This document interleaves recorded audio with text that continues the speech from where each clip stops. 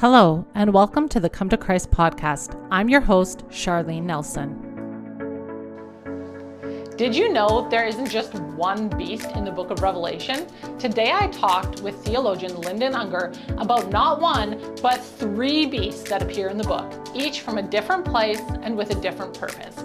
And one of these beasts makes an image of another beast, and that inanimate object appears to be brought to life. Did you know that? Does that sound crazy? You're going to want to listen through this discussion today to gain a better understanding of what or who these beasts are. So I thought we could start out by having you define the terms for us as far as your eschatology goes. Yes. Yeah. So terms. So we have the terms that are the tribulation-oriented terms, pre-trib, mid-trib, post-trib. Yeah. And that's when the rapture happens. Pre-trib before, the rapture is before the tribulation. Mid-trib, the rapture is in the middle of the tribulation. Yeah. And then the post-trib is the raptures after the tribulation. Then there's the millennial terms. And the millennium is the restoration of the kingdom that goes for 1,000 years. And it's the kingdom of David where Jerusalem is the head of the world. Jesus rules from Jerusalem. Yeah. And he's overseeing the kingdom. And it's the kingdom that's mentioned in, it starts in Daniel 7, where that's the stone that becomes a mountain that covers the whole earth and whatnot. Okay. And then that is pre, post, and mill. Pre-mill, post-mill, mill. Pre-mill, Jesus comes back before the millennium, sets up the millennial kingdom, and rules for 1,000 years. Post-mill is the kingdom is set up, basically the gospel conquers the world, and then Jesus comes back and takes over after the 1,000-year, which is basically a time of peace and harmony and whatnot. And then amillennialism is that there's no actual millennial reign at all, but that's more metaphorical for Christ ruling from heaven in the hearts of Christians and basically the gospel being effective and whatnot. Okay, and can you fit those into denominations at all, or does it kind of vary all over the place? Well, it does vary. I mean, you tend to have Reformed circles, like Presbyterians tend to be more all-mill, post-mill, whereas the Baptists and the Pentecostals, Baptist Pentecostals tend to have a lot of pre-mill, but there's also post and all-mill in those circles too. It depends on the church, depends on the pastor. But generally speaking, Presbyterian circles the Reformed circles would be more all post, and then the non-Reformed guys would be more pre-leading, at least. And a good number of them would be. If you're post-millennial, am I right, that is generally where they believe the abomination that causes desolation already happened? Well, and that's it. So the idea that the book of Revelation happened in the past is preterism. And that's the Revelation and the Olivet Discourse that Jesus talks about in Matthew 24. That's something that happened in the past. Usually it's the sacking of the temple. Well, it's preterism would say that the sacking of the temple in 70 AD is the big event, and that's kind of the tribulation and whatnot. So preterism is a separate issue, but when the issues in Revelation or have been, the judgments of the tribulation has happened. And is that the same as tying in with the historicist view? Is that using similar Those are terminology? related, right? So a preterist would be, so it's those views, historicist or futurist would be, those are the 2 big ones. Of the book of Revelation is either something that happens, futurist would be in the future. Historicist would be something that the idea that the book of Revelation is happened in history. Or is throughout history. So you would have a futurist. Yeah, I'd be a futurist. View of Revelation. Futurist view of Revelation. So you are futurist view, you're premillennial because the millennium hasn't happened yet. And you are pre-tribulation because on the rapture. The rapture happens first. And then Christians it kicks off. Christians go, Jesus takes them out, and then the tribulation starts. So that kind of just helps us know where you're coming from, just to be kind of straight up about it. Then we wanted to get into some specific examples of, metaphors. Well, are they metaphors? Are they real? That kind of stuff in the book of Revelation. And so I thought what would be kind of fun and that I'm interested in is to talk about the beast in the book of Revelation. And what I kind of thought, having not read Revelation in a long time was that there was really just like one beast. That's kind of how I usually heard it spoken about. But then as I was reading it, I realized it seems like there's at least 3, kind of maybe 4, plus there's the dragon, that's Satan. So there's, there's a lot going on. But the first reference that I came across was with the 2 prophets. And it says in Revelation 11:7 that when they have finished their testimony, the beast that comes up out of the abyss will make war with them and overcome them and kill them. So, and then I noticed, from what I could tell, is that it seemed like that beast, he just has a one-time appearance. Does that kind of track with what you see? Yeah, so in Revelation you have beasts, and the way they're differentiated in Revelation is where they come from. Right? So you said in Revelation 11, the beast, in 11:7, when they finish the testimony, the beast that rises from the bottomless pit. Yeah. Okay, the beast, so he comes out of the bottomless pit and will make war on them and conquer them and kill them. And that beast, that bottomless pit, the abyss, that's mentioned in Revelation 9. That's where the locusts come out of. Yeah, exactly. Right? Yes. And so then it says that the name of, there's a creature who is the kind of in charge of that. The king over them. King over them, I was actually wondering about that because we didn't get to that on our first recording of this, because you had mentioned that this was, he came out of the abyss. And then after we recorded, I was thinking like, oh, the locusts, it says in Revelations 9:11, it said that they have a king over them, the angel of the abyss. Right. So I was kind of thinking like, hey, this seems like it might be the same I think it is. guy or creature or whatever. And his name in Hebrew is Abaddon, and in Greek Apollyon. Both of those mean the same thing. It means the destroyer. Okay. Right, so he comes out, and whoever this king, this preeminent demon is, he's the destroyer. He is the worst of them all. Okay. And then he comes out in 11 and kills the 2 witnesses. Okay. Okay, and then we don't know what happens to him after that. I mean, obviously he ends up in hell at some point, but we're not necessarily spelled out exactly what he's doing for the rest of this, whether he's taken away or not. Right. So beast number 1 is beast from the abyss. Right, Apollyon or Abaddon. It seems to be a demonic creature. Yeah, I think he's probably the worst of the batch in the abyss. Okay.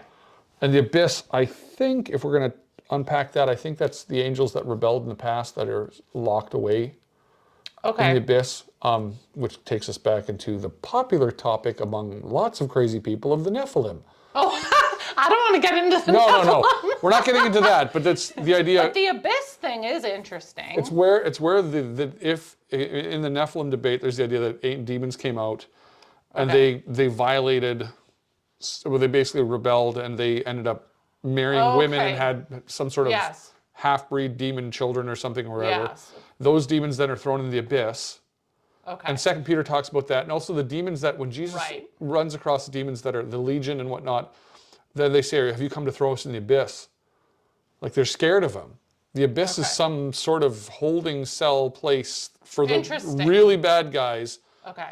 And they're not allowed to run around on earth anymore because they've disobeyed the Lord, and the Lord then throws them in there and is like, you're done. You're super interesting, hey? Like, because it's like, I mean, you either look at this abyss and you're like, it's like another dimension porthole, or it's an actual physical location that's in Earth that's like closed up. Well, not in Earth, the planet per se, but somewhere in the universe. Yeah. It's like a solitary confinement. Yeah, it's just... The demons that are really bad, they get thrown in there. And then in Revelation, and the worst part is in Revelation 9, those are the guys who get let out when God's giving judgment on the earth. These are the ones who are the crazy ones, the horrible ones. And the Lord's like, yeah, well, you can come out and play for a little bit. Right. That's for the purpose of judgment. For the purpose of judgment. Yeah. Those aren't. That's not. You don't want to be around for that. No. Whatever they did that got them in the sweat box. When they get let out, they're going to be angry and they're going to be going crazy. Well, and like we talked about in our bonus episode that people can listen to if they want to, is that's basically when people wanted to like commit suicide and die, like they're not able to die. Yeah, and they get stung and they can't die. Yeah. And it's a torment that lasts for months. Yeah, that's right. And they seek death in it, and death flees from them. It says what in verse 6? Yeah. They long to die, and death will flee from them. Yeah. Okay, so that's the first beast. And then, you know, Revelation 12, we'll just pass over for now. It's two that's more about witnesses, the dragon. But then we get into the next beast, and this one is coming out of the sea in Revelations 13.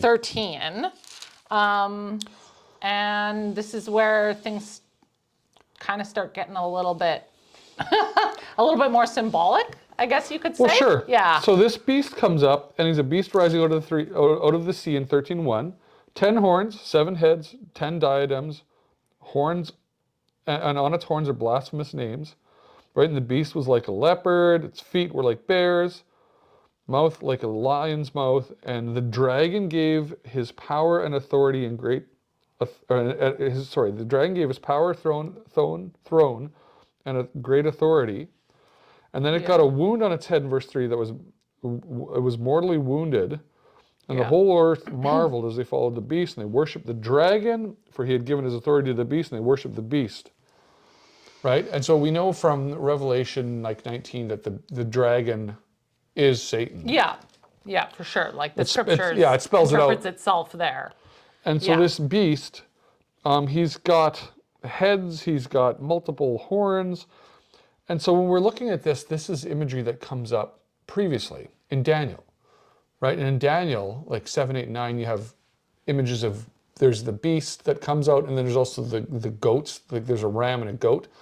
And in Daniel, what we learn is the angel interprets it in Daniel and says, well, this beast represents a kingdom, the horns are kings. Do you remember which chapter that is, just in case anybody wants to look it up? I can look it up really quickly. Sure. Actually, I mean... Yeah, because I remember you telling me that this beast represents nations, right? Right. So Daniel 7, he has a vision of 4 beasts. And so like in Daniel 7, verse 4, the first was like a lion, had eagle's wings. I looked and the wings were plucked off, was lifted up from the ground, made to stand on its feet and given the mind of a man. Another beast, the second one, verse 5, in Daniel 7, verse 5, was like a bear, raised up on one side, had 3 ribs in its mouth between its teeth, and was told to rise and devour much flesh. I looked up another like a leopard. So we have similar animals too. Very similar. Yeah, very similar. Like a leopard had 4 wings on its back, or 4 wings of a bird on its back, and the beast had 4 heads, and dominion was given over it. And the 4th beast was terrible and dreadful. It had iron teeth, devoured and broke to pieces and stamped what was left. And I looked at and it was different from all the beasts, right? So it's not a stretch to, to go back to Daniel. No. Because it's using such similar very parallel language. Yeah. Well, then we go look at Daniel, chapter 7, verse 15, right? In Daniel, it says, my spirit within me was anxious, and the visions had alarmed me, and I approached one of those who stood there and asked him the truth concerning all this. So he told me, made known to me the interpretation of the things. The 4 great beasts are 4 kings who will rise out of the earth. The saints of the Most High shall receive the kingdom and possess the kingdom forever. Okay, and then he asked about the 4th beast in verse 19. It was very different. It had teeth of iron and claws of bronze, which it devoured and broke in pieces and stamped what was left of its feet. And 10 horns that were on its head, the other horn that came up before him, and it made war with the horns. And basically it said that verse 24 is, for the 10 horns, out of this kingdom shall 10 kings arise. Right? And another shall arise after them, and he shall be different from the former ones, and put down 3 kings, and he shall speak words against the Most High. And so the horns are kings, the beasts are kingdoms, because obviously you can have a kingdom with more than one leader, especially if it's a composite kingdom of many nations, right? And so you have the horns are leaders or kings. The beast themselves is a kingdom. Okay. Right? And so then what we have in Revelation 13 is we have this beast who comes up, and it's essentially a kingdom, right? And it's beast like a leopard. So they're multiple nations, but they obviously have all united as one. Into a kingdom. Into a kingdom. Right. And probably it has a leader at the top, or I would think like a leading nation or something along those lines. Well, yeah, because it says it's so in back to Revelation 13, it has 10 horns, 7 heads, 10 diadems, right? So 10 leaders, maybe 7 divisions, 7 countries with 10 leaders. And with and then 10 diamonds, names. blasphemous names, yeah. Right? Yeah. And so and then one of the leaders is given a head wound, right? Yeah, so whatever that's about. Maybe somebody gets nuked at some point. No, I'm pretty sure that what this is going back to Genesis 3:15. When Eve, Oh, interesting. when Eve has her promise given, and when she sins, and when the curse against Satan is that you'll be at enmity with her offspring, and you will strike his head, and he will strike you will strike his heel, but he will strike your head. And I think that Jesus is God's man. He's the center of his plan. He gets struck in the heel, he's killed, right? And the beast is struck in the head, and he looks like he's killed. I think that's foretold in Genesis. Whereas in here we have this leader who looks like he gets killed, and he comes back to life. Because this guy is a fake Christ. He's the Antichrist. He looks like Christ. He portrays himself like Christ. He says, I am Christ. He says he's the Messiah. The one who has the wound in its head, do you think that represents a person then? I think it's a person, yeah. That particular part. Okay, because I mean, it makes sense. Obviously, nations are made up of individuals and people at the top who are ruling, right? Yeah, and so then this guy looks like he gets killed, and I think that's part of him being a counterfeit Messiah. Oh, because they're amazed, right? That's they're amazed. Part of it. They're amazed because he's healed. His fatal wound was healed, verse 3. So the whole earth was amazed and followed after the beast. Yeah. And then I think, I think that's what that is. Okay. And so it's a leader. And then we have in Revelation 13 and verse 11, we have another beast that comes out of the earth. Right, 2 horns and like a lamb, and it spoke like a dragon. It exercises authority of the first beast. Yeah. And it makes the earth and its inhabitants worship the first beast. Yeah, that's so interesting because you have another beast coming up. So the dragon is Satan. Yeah. The first beast is a kingdom with multiple leaders, one who's preeminent, I think I would argue is the Antichrist.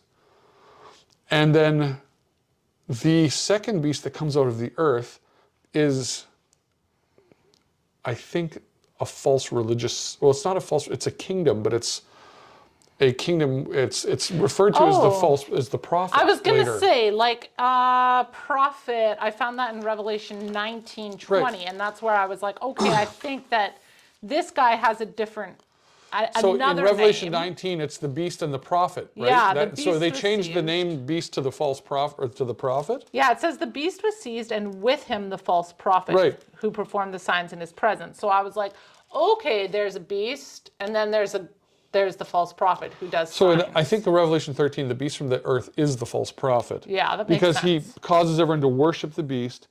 And it says, in verse 15, it was allowed to give breath to the image of the beast, so the image of the beast might be able to speak and cause those who would not worship the image of the beast to be slain. Right. Cause everyone, rich or poor, to be marked on the right hand of the forehead. And that's where, so with this image, that's where I was kind of saying, like, it's almost like a fourth beast, but it isn't. It's not called that. No. But it's an image of the beast that is brought to life in some way. You have the false prophet who makes an image of the beast from the sea, which is... And then the false prophet gives breath to the image. Right. And it seems like he animates this image. And so, of course, it is pretty easy for our minds in, today's world to kind of go to, robots and AI and stuff like that, which... I mean, right now it's in early stages, right? But we had talked about this last time, and you were kind of saying even more straightforward, really, even though I think it is what it looks like it's saying. Yeah. Because part of the point is that this is a deception that deceives the entire world. It's something that's categorically different than what they've seen before. Yeah, so you were saying it could be like it's a statue. I mean, that's what you think of when you think of an image, right? But it's actually brought to life, basically. It's animated. It's animated and it's alive, and it actually, it says that the image of the beast can speak and cause those who would not worship the image of the beast to be slain. right? Yeah. So it has some sort of like role in society / government something. Well, yeah, and then it's the image of the beast, I think, if I'm getting this right, that is actually preventing people from buying and selling. Yeah. If they don't have the number, Right. the 666 on them, which it's like, okay, is there like supernatural? Well, obviously it's supernatural. And then maybe the whole force of the army, probably. Yeah. I would imagine, right? Sure. Yeah. And then we talked about that 666, the mark is essentially a sign of possession, right? Right, because you were contrasting it to With the mark of God. like having the name of the Lord, right? Right. And at Like- this time, you'll be one or the other. Yeah, there'll be one or the other because there's Yeah. going to be an official world religion, which is the scarlet whore or the prostitute, Right. right? And that's the religion that is set up. And then halfway Yeah. through the tribulation, I think the beast takes that entire religion over, sets himself up as God, Right. completely obliterates that false religion.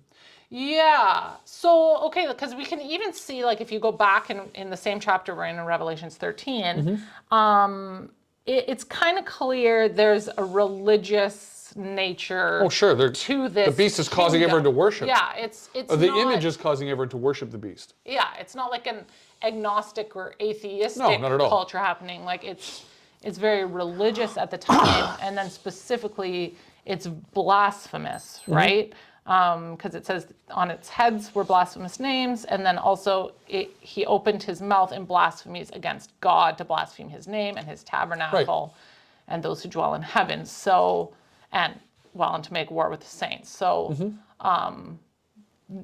it's a false religion that also hates Christians. Well, and I think it's blasphemous in that it sets itself up as Christianity. Right. I mean, you look at like how many cults in history come out, and what do they say? We're the true version of Christianity. Like most of them. Islam? Yeah. That's what they did, right? Yeah. Muhammad comes and the angel Jibril comes and says, well, the gospel's been lost. You guys are Right. wrong. Here's the restoration of the truth of God. Right. In the book, and it's in the Quran. You see that with Jehovah's Witnesses. You see that with the Mormons. You see that with Christian Science. So they're taking on the name of Jesus, really. Right. And they're saying that we are the restoration of Christianity. We're the true version. We're the real deal. And the church has been, Right. they've gone astray. They've abandoned the truth. And we're the real deal. And I think that is going to be what this is. And I mean, we're already in a lot of ways seeing that sure. happening today, right? Like you can even with the He Gets Us video that came out, right? That's got like Jesus outside the abortion clinic and Jesus with, I don't know, gay weddings or whatever he's doing. But it's kind of trying to make it look like Jesus is just super tolerant of everybody's lifestyle and Christians just aren't loving enough and Christians just don't get it, Well, and our world is thoroughly impacted by Jesus. Right.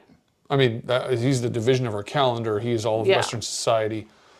Everyone pays lip service to Jesus, even if they don't worship him in any way, shape, or form. There's not there are some people, there's some atheists or guys who would say that Jesus never existed. That's a very small community. It is, yeah. And most people would say, yeah, Jesus is, and he's a good person, he's a good example. And so I think the Antichrist, when he shows up, when the two beasts show up in the dragon, this is Christianity, this is the real deal. And when the Christians are all gone, if I'm right and the Christians are raptured, there's nobody pushing back because all the Christians are gone. Right. And the ones who do get saved are now killed. persona non grata. They're persona non grata. They're getting murdered because they're not part of the system. Yeah, specifically, they're getting beheaded, I think, right? Yeah. Yeah. So, Not all of them are getting beheaded, but they're all being slain. yeah. So, with this part 2 about the buying and selling, it also says about this image of the beast that it causes all. I just thought it was interesting that it says the small and the great and the rich and the poor and the free men and the slaves to be given a mark on their right hand or the forehead, because it's kind of pointing like it's kind of like an all-encompassing, like no matter who you are, whether you're one world religion, if you're significant or not, or you're rich or you're poor, or whatever your situation is, it's kind of like you receive wealth here and freedom here, basically. We're giving you. It's going to be because it's going to be a theocratic kingdom. right? Right, yeah. So the government will be the church and vice versa. That's scary. Oh yeah. That's a scary thought. Yeah, there's a reason Yeah. this is not what we want, No. right? And Yeah. everywhere else that's happened in history, that's always ended in a whole lot of death. Yeah. And so, but this will be the ultimate kind of manifestation of the negative aspect, of the negative of that. And can you maybe explain a little bit more? Because I know that so the timeline, it's like there's the rapture, Yep. and then you've explained that there's like a 3.5 year time period of peace.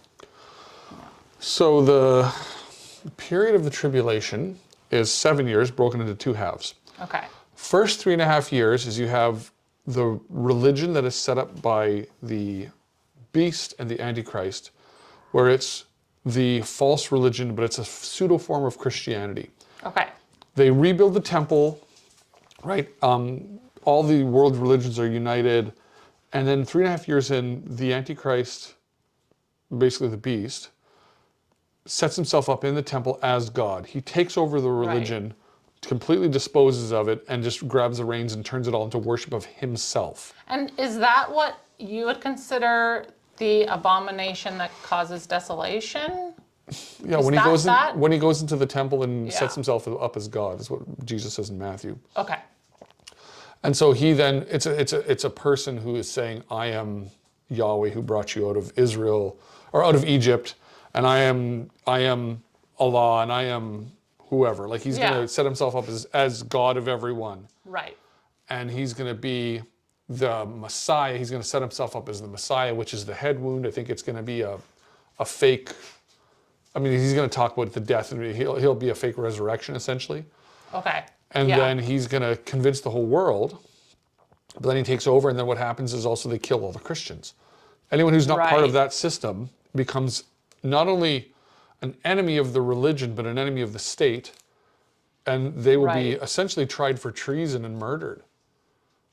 Yeah, and so none of the tribulations have poured out yet in that first 3.5 years?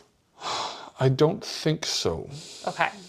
That kind of unleashes it? Like I mean, all the judgments come, that's, I'm not going to say because I haven't really dug into that yet. Okay. That wasn't something I was really prepping on. No, that's all right.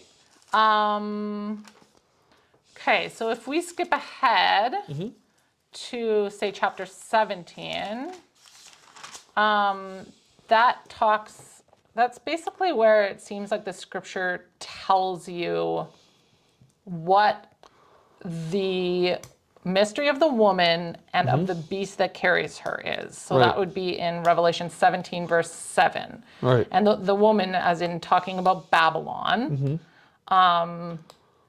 And then just kind of interpreting it for you. And it's basically just as you said, like that this is representing kings, right? Like the beast. Yep. And Babylon as the religion. Yeah. Which Babylon is basically the false religion, which is also the woman who sits on 7 mountains, the great prostitute. Yeah, and I remember last time you had kind of explained how, like, she is represented as a harlot, whereas the church is represented as a bride. Right. And I'd never really heard that before. That kind of helped it. Yeah, the church is, the true church is the bride of Christ. They're the faithful one, right?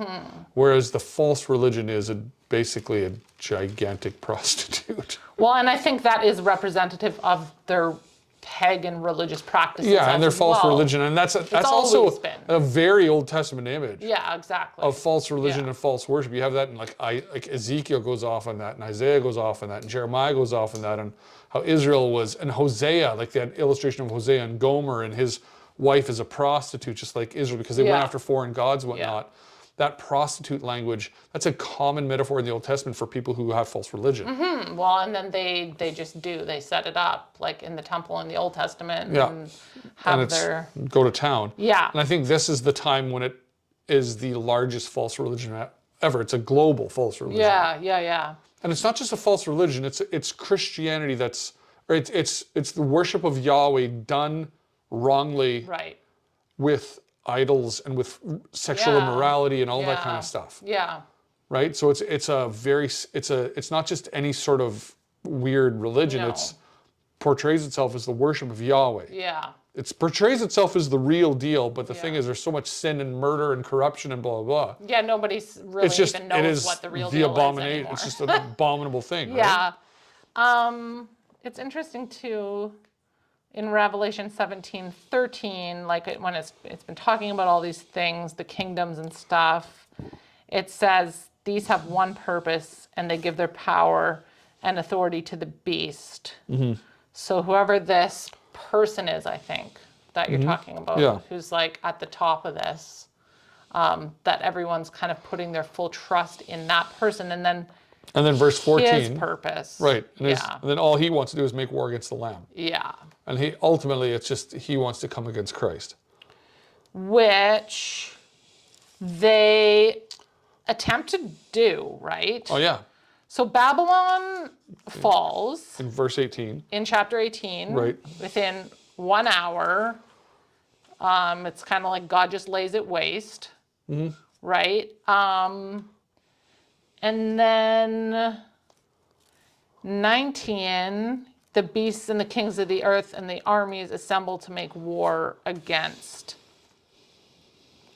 Jesus. Right. Yeah? And this is right before we've got our 1,000 years. Yeah. And they all come together and then Jesus just slays them. Right. Right.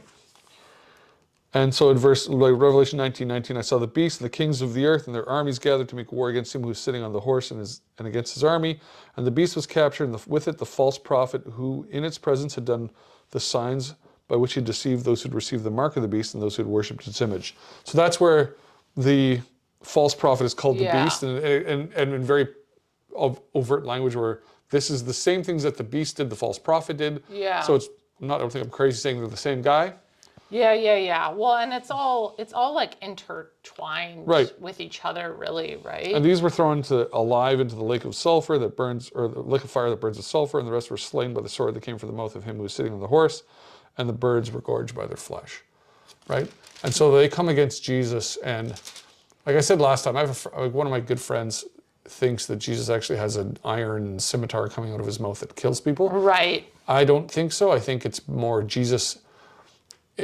Because Jesus is God, God doesn't actually use weapons. Right. Because he doesn't need to. He can just like say. He just commands people to die, and their atoms obey. And then it's over. Like that's all he has to do. Which it's funny almost in a sense that it's like he allows it to happen so that he can just show his power, really. In Hosea, there's a line in Hosea, is it Hosea or Habakkuk? In Habakkuk, where it says that when the nations come against the Lord, he grabs the spear and he grabs their spear and impales their own head.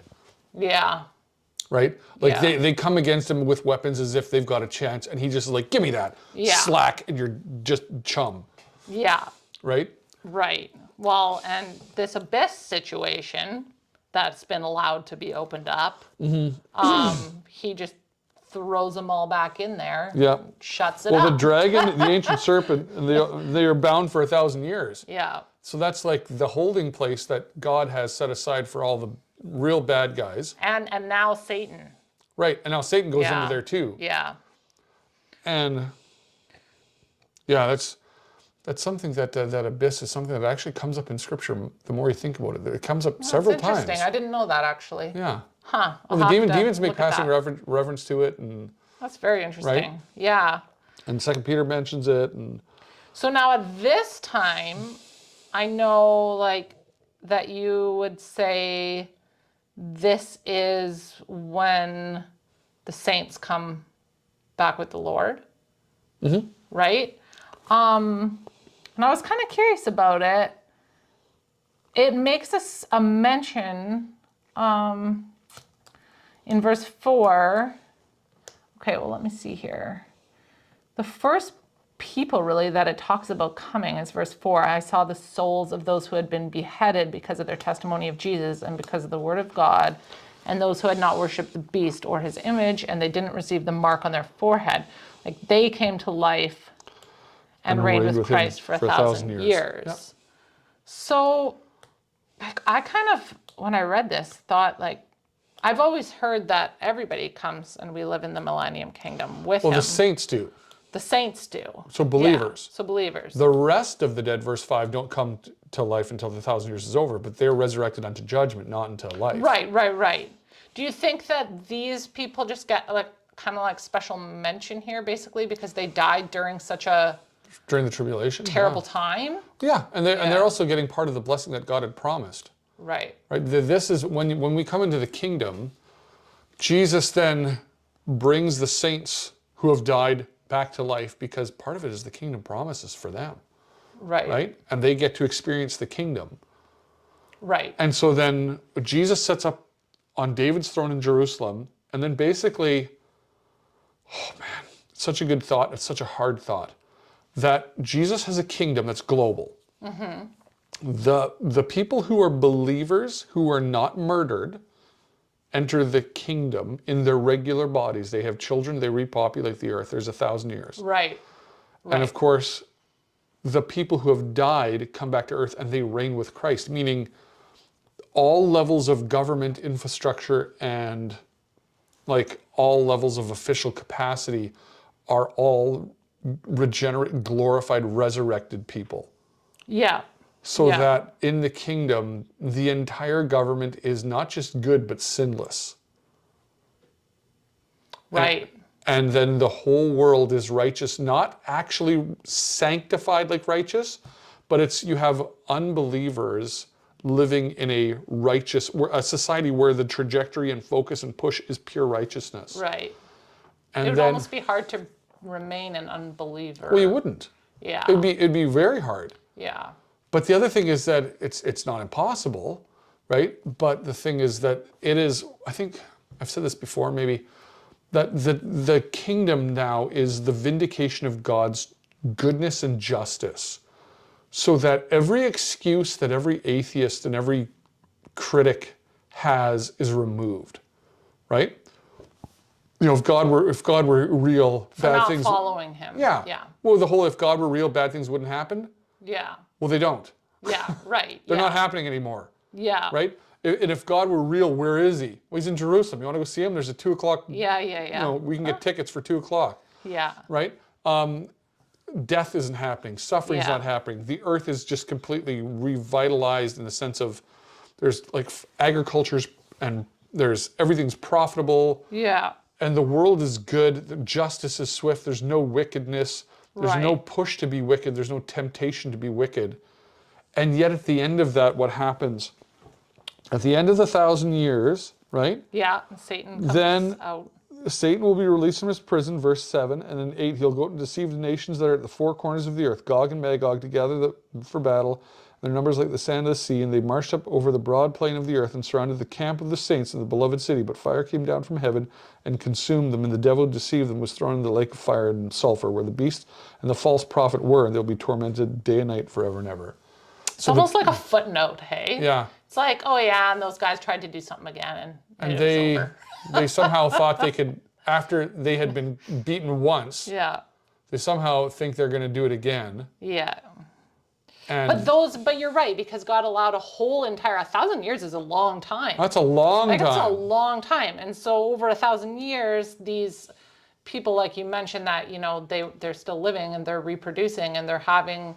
That's a long time for their population to grow. I have a sneaking suspicion that the population of the earth at that point will be in the tens of billions. It'd be very Right. And so you still can have a decent, even if it's a small minority, you can still have a lot of unbelievers. Sure. Yeah. And there can still be people who are wanting in their hearts to sin and just don't get away with it because there's no practical opportunity. Right. Satan comes out and is like, "Hey guys, guess what?" And they're all like, "Oh, finally." Yeah, they've been waiting for this, right? Yeah, of course. Yeah, and so kind of like you said, God presented them with this perfect earth. And they come against Christ after 1,000 years of blessing. Yeah. Why are they attacking Jesus after 1,000 years and all he's done is good to them? Yeah. I think that's part of vindication of God's justice, that no matter what, people are wicked and sin is so irrational Yeah. And it's so nonsense that when given a chance, even in that kind of a world, people still rebel. Yeah.